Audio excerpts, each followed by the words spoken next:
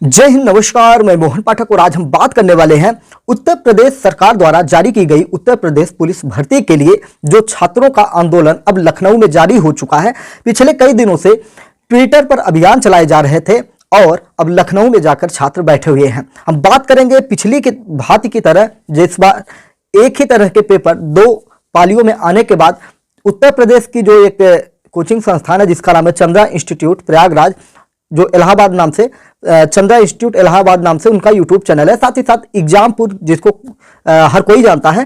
तो ये दोनों लोगों ने मिलकर किसी छात्र से एक भी पैसा ना लेते हुए, ऐसा इनका दावा है कि इन्होंने केस लड़ा था और वो केस जीत गए थे।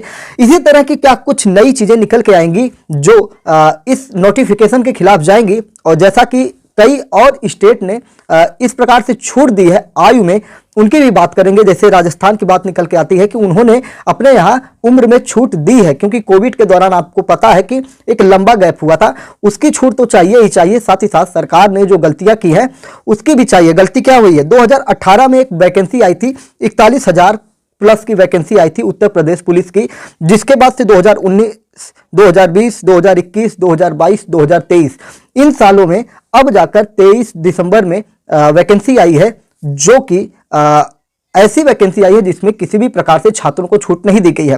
पहले हम आपको बताते हैं कि आप देखिए ध्यान से, हमारा जो पोस्टर लगा हुआ है यहाँ पे आपने देखा होगा कि यहाँ पे जो चित्र चल रहे हैं उसमें आपने देखा होगा कि हमने बात की है कि योगी आदित्यनाथ जो उत्तर प्रदेश के मुख्यमंत्री हैं उन तक अपनी बात कैसे पहुंचाई जाए। तो पहले तो लोग ट्विटर के माध्यम से प्रोग्राम चला ही रहे हैं, उसमें कैंपेन कर रहे हैं, साथ ही साथ लखनऊ में भी लोग उतरे हैं।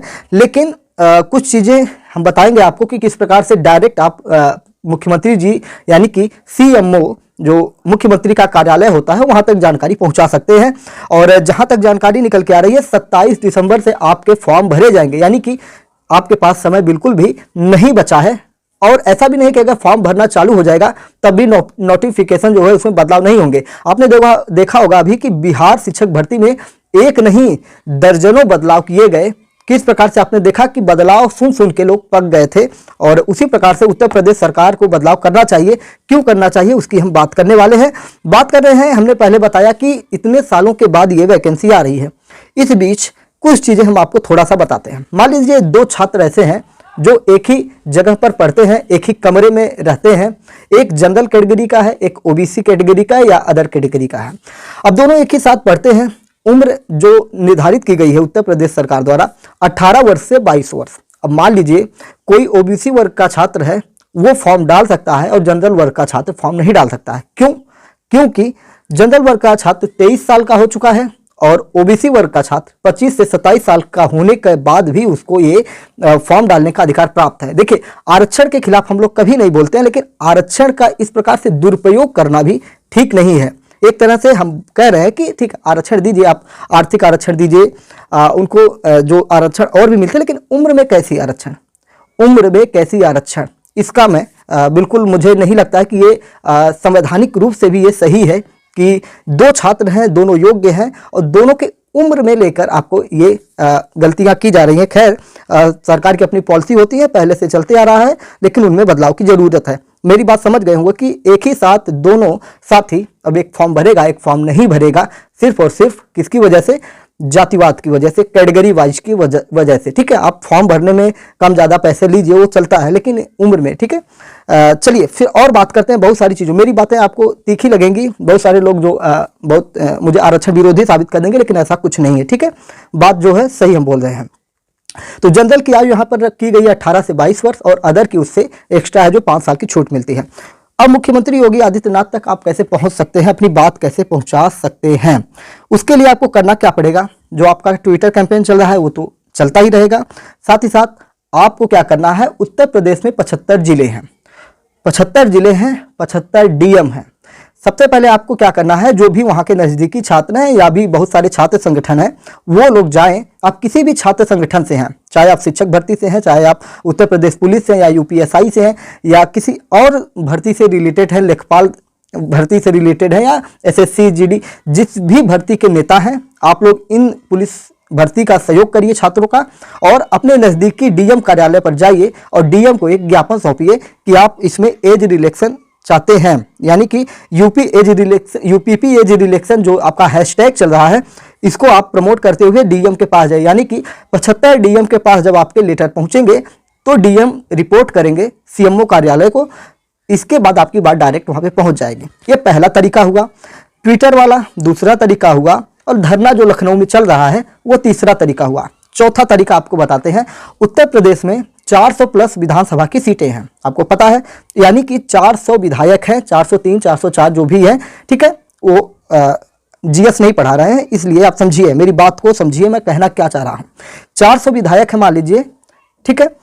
400 विधानसभा के जो छात्र हैं, वो कोई भी छात्र हैं, वो जाए अपने विधानसभा में अपने विधायक को ये लेटर दे, ज्ञापन दे कि हमको उम्र में छूट चाहिए। वो चाहे जनरल कैटेगरी के हो, एससी कैटेगरी के हो, ओबीसी कैटेगरी के हो, किसी भी एससी एसटी ओबीसी जनरल किसी भी कैटेगरी के छात्र हैं, सभी को यहाँ पे छूट देनी चाहिए। यानी कि छूट अगर मिले तो सभी वर्गों को मिले, ना मिले तो किसी को ना मिले, मेरा ये मानना है, ठीक है।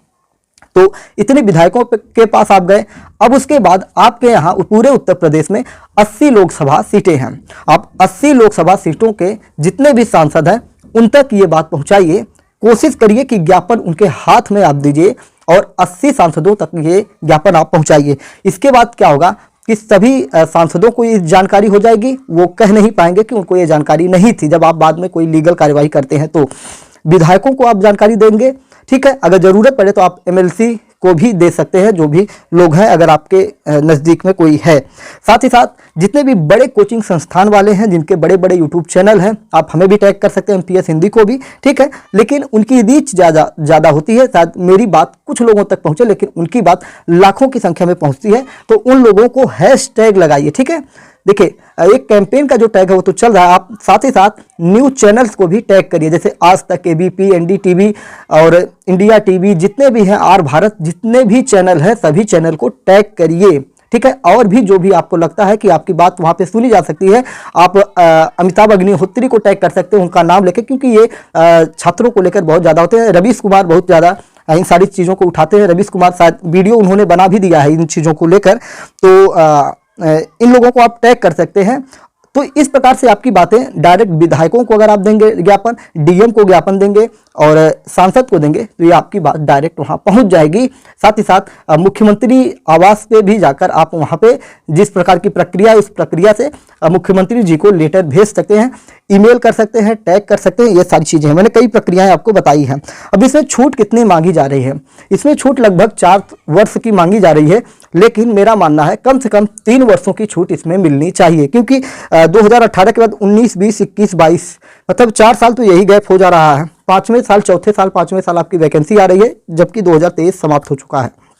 तो इस प्रकार से इसमें किसी भी छात्र की गलती नहीं है जो अपने माँ बाप के सपनों को संजोने के लिए पुलिस की तैयारी कर रहा था, और सरकार की नीतियों की वजह से, सरकार की गलतियों की वजह से ये मौका उसके हाथ से बिना उसको युद्ध लड़े ही युद्ध से बाहर कर दिया गया। जब वो फॉर्म ही नहीं भर पाएगा तो किस प्रकार से वो ये सारे काम करेगा, अपने ख्वाहिशों को पूरा करेगा। तो इस प्रकार से योगी आदित्यनाथ से हमारा निवेदन है, अगर हमारी बात सही प्लेटफॉर्म से सही जगह पहुंच रही है तो इस पर संज्ञान लिया जाए, और छात्रों के हितों को ध्यान में रखते हुए जो भी उचित हो सके, माननीय योगी आदित्यनाथ जी या अन्य नेतागण जो है, विधायक है, सांसद, अगर किसी तक हमारी बात पहुंच रही है, या कोई प्रशासनिक अधिकारी है उन तक हमारी बात पहुंच रही है, तो इस मामले को संज्ञान में लेकर छात्र हितों के लिए आप लोग करिए। खैर, लखनऊ में धरना प्रदर्शन हो रहा है तो मीडिया कवरेज होना शुरू हो जाएगा। साथ ही साथ हम बात करते हैं चंद्रा इंस्टीट्यूट और एग्जामपुर की, तो मुझे जहां तक अभी जानकारी मिल चुकी है कि ये 2 लोगों, यानी कि जो चंद्रा इंस्टीट्यूट के मालिक वागेश सर है और एग्जामपुर के मालिक जो है,